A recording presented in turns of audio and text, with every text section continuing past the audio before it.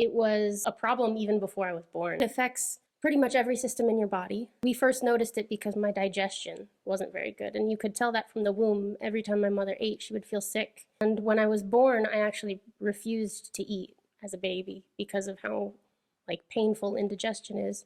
I would go about 10 days or so without eating at all, and then I'd eat as much as I possibly could for maybe 2 or 3 days. And it was just a nightmare for my mom because, the baby's crying all the time. And for a while, we didn't really know what it was because cystic fibrosis wasn't really known very well. It wasn't terribly common. It was kind of just coming into being a disease that people recognize and can diagnose. So from birth and onwards, it just made life very, very difficult. You have a lot of trouble gaining weight, and so you end up being kind of small throughout your life, and it's hard.